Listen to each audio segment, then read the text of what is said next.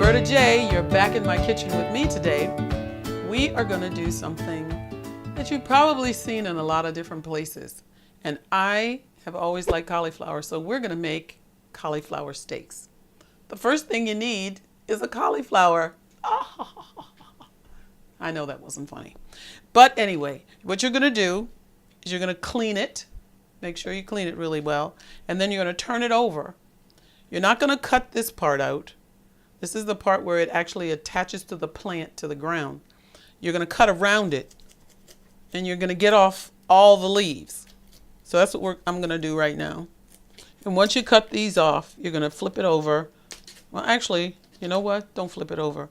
But you want to cut off this little dirty part. What you want to do is you want to make it about an inch, a half an inch to 3/4 of an inch, each one of your steaks. You're going to go to the center would be right straight down the middle. You're going to go to the left and to the right of center. So I'm going a little bit to the right this time. And I want to get right there where that stem is.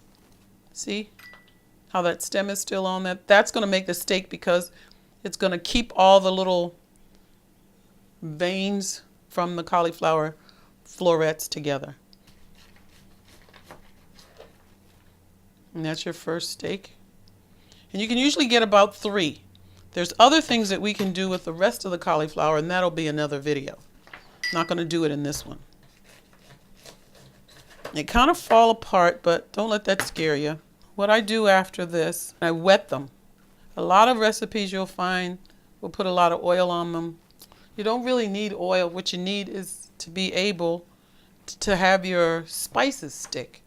And I use my famous chicken seasoning, vegan chicken seasoning, which I made in a previous video. So we're just going to take this and sprinkle it on, and it should stay on because I just wet it. You can use any spices that you want. If you've got a mixture of spices that you really like, use those. And wet the other side. Okay, that's all the work you have to do. And you're just going to place them on a parchment-lined baking sheet. And maybe this one might be too small. I might need to get them all on here because they're kind of fat. And then we're going to put it in a 350-degree preheated oven, and we're going to bake it for 15 minutes on both sides. Okay? So I'm going to go away and do that, and I'll be back to show you what it looks like. The cauliflower steaks are done, and this is what they look like. Aren't they beautiful? So what I'm going to do is just take one, turn it over. And what I did is I plated it with, this is brown rice. And what I'm going to do, brown rice gravy I made on another video. So I'm just going to put a little bit of brown rice gravy on my brown rice.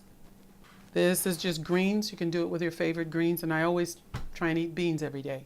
So this is a bean mix. So that's it. This is what it looks like. I'll turn it around again so you can see it.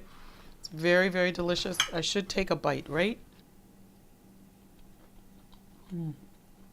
This is perfectly cooked.